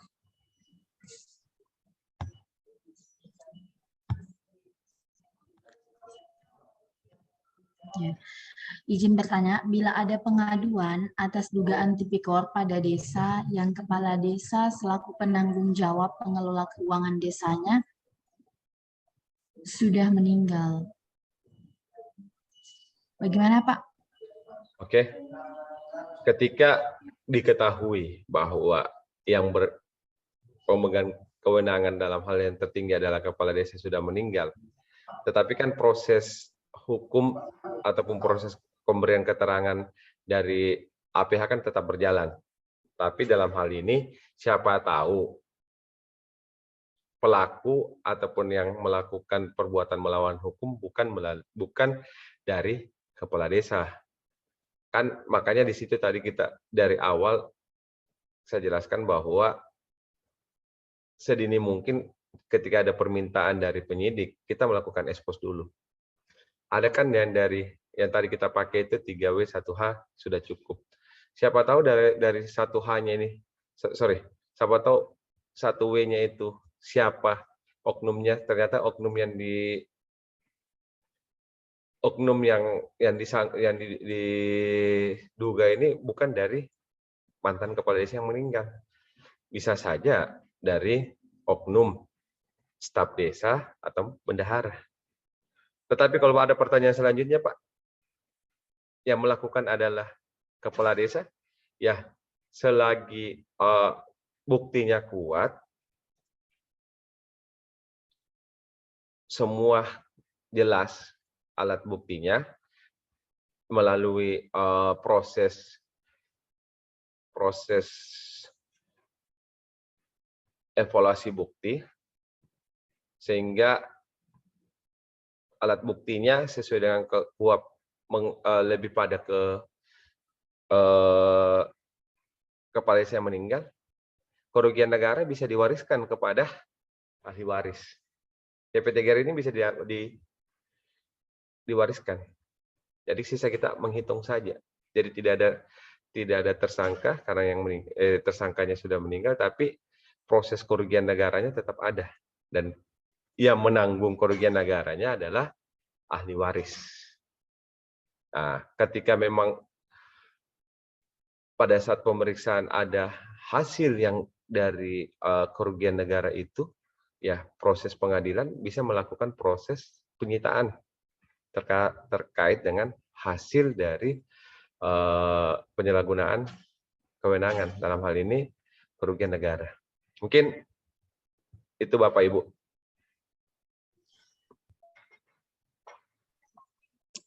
Oke, baik Pak. Terima kasih Pak. Ya. Selanjutnya Pak, masih ada 2 pertanyaan ya Pak. Ini pertanyaan selanjutnya dari Bapak Georgelian. Apakah ketika LHP sudah terbit dan OBRIK melakukan penyetoran atas temuan inspektorat, sekiranya masih diteruskan ke ranah hukum ataukah tidak Pak? Oke. Ketika berbicara terkait dengan audit operasional, TPTGR sudah dilaksanakan, sudah dilakukan penyetoran, ya sudah selesai. Tapi ketika pelaksanaan audit investigasi, ada 2 kemungkinan, lanjut atau putus. Sampai di situ. Ya tergantung dari kesepakatan pimpinan tertinggi dengan penyidik. Ketika penyidik kesepakatan itu menyatakan bahwa nanti kita proses pembinaan dulu, tapi ketika proses pembinaan kita kasih waktu 60 hari, diselesaikan, bisa berhenti sampai di AI. Tapi ketika tidak ada kesepakatan dan itu di store ke kas negara, penyetoran kas negara tidak menghilangkan status hukum, tetap berjalan, tetap naik statusnya ke penyidikan dan akan dilakukan perhitungan kerugian negara sampai ke persidangan. Namun yang biasanya ketika kepala desa ataupun oknumnya telah mempunyai itikat baik, ya biasanya pasalnya berbeda. Yang tidak mengembalikan, biasa dikasihkan pasal 6 tahun, tetapi ketika dia mengembalikan punya itikat baik, biasanya dikasih 1 atau 2 tahun. Ya, mungkin seperti itu Bapak Ibu. Karena saya pernah mengalami kasus pada saat setelah audit investigasi belum dia kembalikan, tapi masuk di penyidikan itu sudah dia kembalikan, ya tetap menjalani hukuman. Tapi ya tadi saya bilang tidak sama hukumannya dengan orang yang punya etikat baik dengan tidak. Itu yang saya pahami. Mungkin seperti itu Bapak Ibu. Baik Pak.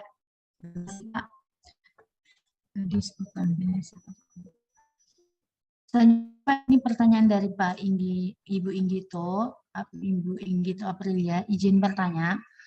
Misalnya dalam APH melampirkan hasil pemeriksaan fisik oleh ahli dan kemudian tim AI melakukan cek fisik untuk memastikan kembali dan terdapat penambahan fisik, contohnya saat ahli turun ke lapangan belum ada atap balai desa, tetapi saat tim AI ke lapangan, kepala desa sudah memasang atap balai desa. Mohon penjelasannya Pak, apakah masih menggunakan hasil ahli atau menghitung kembali? Oh ya, jadi prosesnya ada proses pelaksanaan awal dan proses pada saat kita AI. Prosesnya tetap kita tidak pada saat awal proses hasil yang diberikan dari ahli tetap kita ambil.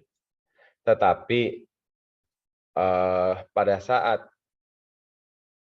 kita melakukan audit investigasi, hasil itu masih belum kita bisa yakini 100%. Tetap kita meminta kembali kepada ahli itu, kita mengukur kembali.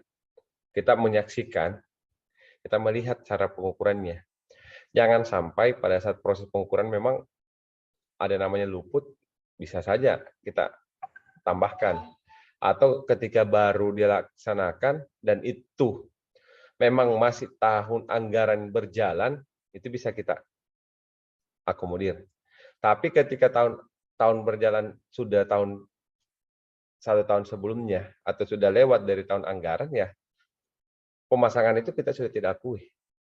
Kita tetap tidak akui adanya penambahan pemasangan atap tersebut karena masa pengelolaan anggarannya sudah melampaui 1 tahun anggaran berjalan. Tapi ketika proses AI-nya masuk dalam tahun berjalan, masih tahun berjalan, dan dia masih tahap pekerjaan, itu masih bisa kita akui. Bahkan material yang dia pakai belum terpasang, masih kita bisa hitung. Yang penting masih tahun berjalan. Kalau sudah lewat 1 tahun berjalan, kita sudah tidak akui. Mungkin seperti itu, Bapak Ibu.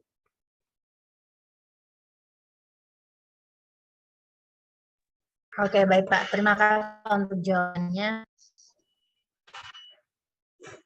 Selanjutnya Pak, dari Bapak Ujang Rosyadi, untuk hal yang tadi katanya Pak bukan Kades, bukan PNS, apakah boleh diproses TGR, Pak? TPTGR.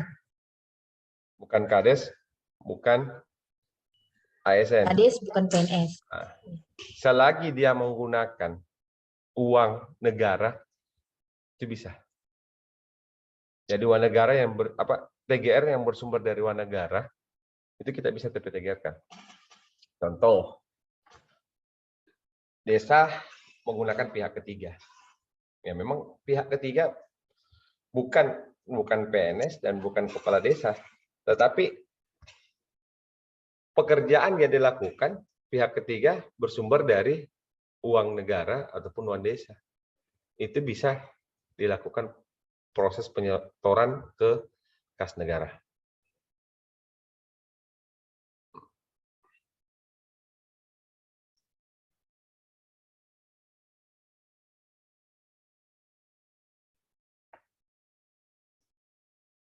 Mohon maaf. Baik Pak, terima kasih untuk jawaban yang sudah diberikan untuk seluruh pertanyaan yang ada di kolom chat. Untuk beberapa pertanyaan yang ada di kolom chat. Selanjutnya Pak, kita ke Bapak Faisal Akbar yang sudah resen. Mungkin ada yang ingin ditanyakan Pak Faisal. Halo, ya baik Bu, terima kasih kesempatannya. Assalamualaikum warahmatullahi wabarakatuh. Selamat malam. Waalaikumsalam warahmatullahi wabarakatuh. Ya. Malam Pak Faisal. Ya Pak Mirhat, saya mau bertanya sedikit sekaligus ini kendala yang sedang saya hadapi sekarang. Nah, kebetulan sekarang di kantor sedang ada penugasan untuk investigasi terhadap pengelolaan keuangan desa. Ya Pak. Salah satu oknum bendaharanya sudah tidak berada di tempat dan sudah tidak bisa dihubungi. Kemudian bukti-bukti SPJ-nya pun tidak ada, tidak bisa ditelusuri. Nah, apakah BKU, tanda bukti pengeluaran uang, buku pembantu bank, dan lain-lain yang dicetak dari admin Siskeudes Kabupaten, apakah bisa dijadikan sebagai bukti audit investigasi, Pak? Itu pertanyaan saya yang pertama. Terus pertanyaan saya yang kedua, nah berdasarkan Permenpan 228 tentang jabatan fungsional auditor kan, tim itu terdiri dari pengendali teknis, ketua tim sama anggota tim. Nah, di situ kan diwajibkan bahwa pengendali teknis haruslah seorang auditor, minimal dia auditor madya. Nah, kebetulan misalnya nih di kantor belum ada auditor madya, apakah itu bisa dirangkap oleh pejabat struktural di bidang teknis ataukah wajib auditor satu tingkat di bawah yang menjadi pengendali teknis? Nah, itu pertanyaan keduanya. Pertanyaan ketiga, nah di kendala di tempat kami ini beberapa desa listriknya belum menyala, terutama siang. Nah, kadang kalau misalkan kita melaksanakan tugas audit, agak susah nih kalau misalkan kita minta permintaan keterangan di lapangan karena harus tulis tangan. Apakah sebagai auditor kita bisa menggunakan metode rekaman melalui handphone dalam bentuk video maupun dalam bentuk suara? Apakah itu bisa dijadikan sebagai bukti audit di pengadilan. Takutnya nanti di pengadilan bukti audit berupa video atau rekaman suara dianggap tidak kompeten, Pak. Oke, siap. Ya, itu pertanyaan saya, Pak. Terima kasih kesempatan. Oke, baik. Terima kasih Bapak Ibu. Bapak Faisal ya, pertanyaan yang bagus. Yang pertama adalah ketika bendahara sudah tidak bisa ditemukan, sementara bukti sudah tidak ada. Ya, memang satu bukti dari Siskedes itu bisa kita lakukan. Bisa kita suruh cetak, bisa kita jadikan sebagai dasar untuk dasar petunjuk dan dasar bukti. Nah, itu yang pertama. Yang penting bukti itu masih original. Ya. Original dalam hal ini kan kita bisa tahu kapan proses perekaman terakhir dilakukan, kapan proses terakhir logingnya, itu yang pertama. Yang kedua, bisa saja kembali lagi penyidik ini mitra, kita bermitra, kita join, bisa kita gunakan kekuasaan penyidik untuk memanggil yang bersangkutan, karena apalagi kalau maksudnya siapa dia masuk dalam salah satu pelaku, kita bisa minta tolong ke penyidik untuk menghadirkan. Artinya kalau kita tidak bisa menghadirkan ya pending. Berani kita bilang pending. Karena memang kita tidak bisa meyakini kalau memang salah satu bukti tidak cukup. Sama dengan kemarin,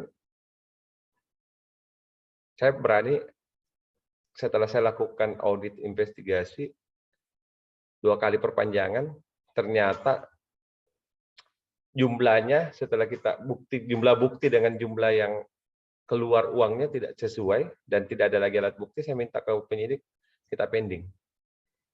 Kita pending dengan penyidik menyediakan alat bukti yang sesuai dengan jumlah yang keluar. Tuh. Jadi jangan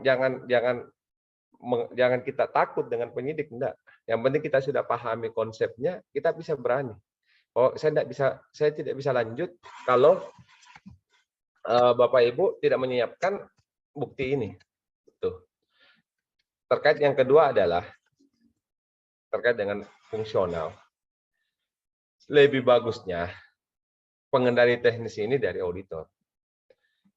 Kan satu tingkat di bawahnya bisa diperankan Bapak Ibu. Ketua tim bisa diperankan sebagai pengendali teknis. Kenapa saya bilang harus diambil dari fungsional? Karena pengendali teknis kan tugasnya bagaimana mengendalikan suatu penugasan ini bisa sesuai dengan koridor dan selesai dengan tepat waktu.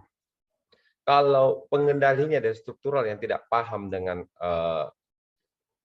pengawasan, kira-kira tidak apakah bisa mempermudah Bapak Ibu sebagai ketua tim? Tidaklah. Kalau menurut saya tidak. Lebih bagus kita angkat ketua tim senior, walaupun dia belum madya, diperankan jadi pengendali teknis. Jadi yang di bawahnya kita kasih naik. Itu menurut saya. Yang itu yang pernah saya lakukan. Yang terakhir terkait dengan bukti yang dimana masih ada pelosok yang tidak mungkin fasilitas lampunya belum memadai, listriknya. Yang pertama solusinya sebelum berangkat ke sana, Bapak Ibu bisa print dulu. Jadi Bapak Ibu melakukan BAP tidak pakai laptop ataupun print, tapi Bapak Ibu melakukan BAP melalui tulisan tangan. Itu bisa. Yang kedua, terkait dengan rekaman, bisa juga kita menjadikan rekaman, yang penting ada kesepakatan bersama. Ya, sampai kita nanti dituntut terkait dengan undang-undang IT. Kita merekam tidak minta izin. Kan seperti itu. Nah, kalau saya untuk menghindari hal-hal yang nantinya kita jadi ribet pada saat pengadilan, lebih bagus kita kesepakatan bersama, ya bisa pakai tulis tangan saja. Bahkan pernah saya lakukan kita mem-BAP pakai tulisan tangan. Tidak ada masalah, yang penting tulisan tangan itu bisa kita baca. Atau kalau tidak bisa kita masuk ke desa, kita panggil ke kecamatan. Kan ibu kota kecamatan tidak mungkin tidak ada listriknya, Bapak Ibu. Pak Faisal ya. Ya, tergantung bagaimana Bapak Ibu melaksanakan audit investigasi. Makanya gunanya pengendali teknis itu memikirkan kondisi-kondisi masalah yang ada yang dilakukan oleh tim. Jangan jadi pengendali teknis cuma sebagai guru bahasa Indonesia. Ejaannya yang disempurnakan aja yang diperbaiki. Tapi bagaimana kita pengendali teknis bisa mengendalikan suatu kondisi tim sehingga pelaksanaan tim itu bisa berjalan dan tujuan dari pelaksanaan pengawasan itu kita bisa capai. Mungkin seperti itu. Siapa tahu masih ada mau ditambahkan ke Pak Faisal atau mau teman-temannya lain mau kita sharing. Ayo kita sharing kembali. Saya kembalikan ke moderator, Bapak Ibu. Baik Pak, terima kasih Pak jawabannya. Untuk ketiga pertanyaan Bapak Faisal Akbar, semoga membantu ya Pak Faisal. Bagaimana Pak Faisal? Sangat membantu, Ibu. Penjelasannya sangat membantu. Oke, baik, terima kasih Pak. Mungkin pertanyaan terakhir ya Pak. Pertanyaan terakhir di kolom chat dari Pak Muhtar. Izin bertanya, jika hasil audit investigasi di perusahaan swasta ditemukan tindak korupsi dan tersangka sudah mengembalikan semua kerugian perusahaan, apakah masih layak dilaporkan ke pihak kepolisian? Oke, kalau ini dia pakai corporate ya Bapak Ibu ya. Jadi corporate itu tergantung dari komite auditnya. Kalau komite auditnya cuma cukup dengan hukuman pengembalian dan punishment, ya bisa kita tutup, bisa ditutup. Tapi kalau komite auditnya tetap pelanggaran terkait dengan finansial itu wajib diserahkan ke APH, ya bisa dilanjutkan. Mungkin seperti itu. Dan tergantung dari standar apa yang digunakan, standar IP atau standar apa yang digunakan komite audit yang ada di perusahaan. Mungkin seperti itu, Bapak Ibu. Oke, baik. Terima kasih Pak jawabannya untuk pertanyaan dari Pak Muhtar. Sepertinya satu pertanyaan lagi ya Pak. Jadi Bapak Ibu sekalian, pertanyaan dari Bapak Kujang Rosayadi ini merupakan pertanyaan terakhir atau penutup dari sesi tanya jawab kita. Terakhir Pak, pertanyaan dari Bapak Kujang Rosayadi. Mohon maaf, TPTGR itu untuk PNS bukan bendahara, adalah kewenangan Bupati, sedangkan PNS bendahara kewenangan BPK. Sementara pihak ketiga disupervisi oleh BPK melalui proses pengadilan. Mohon penjelasannya Pak mengenai hal itu. Oke. Jadi yang terkait dengan pihak ketiga yang disupervisi oleh BPK melalui proses pengadilan itu biasanya kalau ke TPTGR itu dari Pemda sudah tidak bisa menagih. Itu kita bisa melakukan proses penagihan kerjasama itu bisa melalui kejaksaan, melalui pengacara negara, kejaksaan, atau bisa melalui proses pengadilan. Biasanya proses pengadilan itu dilakukan ketika TPTGR-nya, maksudnya uangnya tidak ada, tapi hartanya ada, jadi pengadilan melakukan proses penyitaan harta yang sesuai dengan jumlah nominal TGR yang telah ditetapkan oleh BPK. Itu bisa. Jadi yang BPK pihak ketiga dalam hal ini mungkin biasanya ya kontraktor, ada kerugian negara. Dalam hal ini mungkin kekurangan volume atau spek fisik volume yang tidak sesuai dengan kontrak. Nah itu nominalnya besar. Dalam hal ini pada saat ditagihkan oleh TPTGR tidak mampu, artinya tidak mampu ya tidak bisa ditelusuri ataupun memang bandel. Ya kita bisa minta tolong ke pengacara negara. Dalam hal ini kejaksaan dan pengadilan. Itu bisa Bapak Ibu.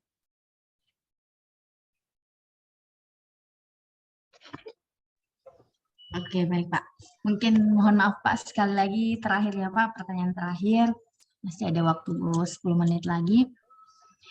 Izin bertanya Pak, seperti yang dijelaskan tadi, misalnya auditan yang terbukti melakukan kerugian keuangan negara, telah meninggal dunia, dan kemudian sanksinya tetap harus dibayarkan oleh ahli warisnya. Apakah ada regulasi yang mengatur hal tersebut Pak? Ada Bapak Ibu? Regulasinya kita pakai regulasi terkait dengan penyelesaian TP TGR. Itu ada. Silakan saja dicari. Saya kurang hafal aturannya, tapi itu diatur melalui aturan TP TGR itu sendiri. Karena di tempat saya pernah ada dilakukan dan memang proses penagihannya dilakukan melalui ahli waris. Ahli waris karena memang berkecukupan ya diselesaikan. Tapi ini bukan dari desa. Ini dari mantan pejabat. Mungkin seperti itu Bapak Ibu. Oke, baik Pak. Terima kasih Pak untuk semua pertanyaan yang sudah dijelaskan kepada penanya yang ada pada sesi tanya jawab malam ini mengenai dengan audit investigasi keuangan desa. Mungkin terakhir Pak, ada yang disampaikan Pak mengenai dengan materi ini atau closing statement-nya. Oke, terima kasih Bapak Ibu. Saya cukup closing-nya seperti ini. Audit, jangan takut untuk melaksanakan audit investigasi terkait atas permintaan penyidik ataupun APH. Yang penting Bapak Ibu sudah tahu prosesnya, Bapak Ibu sudah tahu mekanismenya, lakukan saja. Adjustment Bapak Ibu sebagai auditor itu akan terbentuk dengan sendirinya. Yang mana yang benar, yang mana yang salah, dan yang mana bukti yang kuat, yang mana yang bukti yang tidak bisa kita gunakan. Jadi kalau saran saya, audit yang tertinggi menurut saya adalah ada di audit investigasi. Yang penting Bapak Ibu bisa bijak terkait dengan penggunaan bukti atas yang Bapak Ibu terima. Bijaknya dalam hal ini seperti ini. Apakah itu bukti itu bisa kita sebagai bisa kita gunakan dalam menghitung ada potensi kerugian negara atau tidak? Mungkin seperti itu Bapak Ibu atas closing statement saya hari ini. Ya, mudah-mudahan Bapak Ibu mungkin bisa tercerahkan. Saya bisa melanjutkan nanti sesi-sesi yang lain terkait dengan audit investigasi ataupun kerugian negara yang lainnya. Oke, terima kasih Bapak Ibu atas kesempatannya. Saya kembalikan ke moderator atau panitia. Iya, baik Pak. Terima kasih kami ucapkan sekali lagi Bapak Mirhat Tawakal yang telah menyampaikan materi malam ini sebagai tambahan ilmu untuk Bapak dan Ibu yang sudah menjadi peserta webinar malam ini. Sekali lagi kami ucapkan banyak terima kasih juga kepada Bapak Ibu yang sudah mengikuti webinar pertama kita di periode 17. Sekali lagi akan sampaikan bahwa dengan KKP dan contoh laporannya nanti akan di-share ya Pak. Ya, insyaallah Pak. Saya janji. Narasumber kita mengirimkan kepada kami panitia dan kami akan mengupload file-file itu atau materi-materi itu ketika di akhir periode. Baik Pak, sekali lagi kami ucapkan banyak terima kasih. Terima kasih Bapak dan Ibu yang sudah bergabung. Terima kasih Pak Mirhat. Selamat malam Pak. Baik, saya juga mengucapkan mohon maaf apabila ada kesalahan pada malam ini. Dan sekali lagi terima kasih.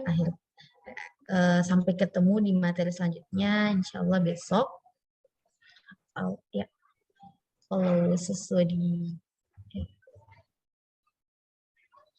Untuk sampai berjumpa di materi selanjutnya, akan kami infokan kembali di grup bersama dengan link Zoom yang link Zoom materi. Baik, Mohon maaf apabila ada kesalahan. Akhir kata, wassalamualaikum warahmatullahi wabarakatuh dan selamat malam. Selamat malam. Bapak Ibu, saya izin live ya Bapak Ibu. Iya, baik Pak.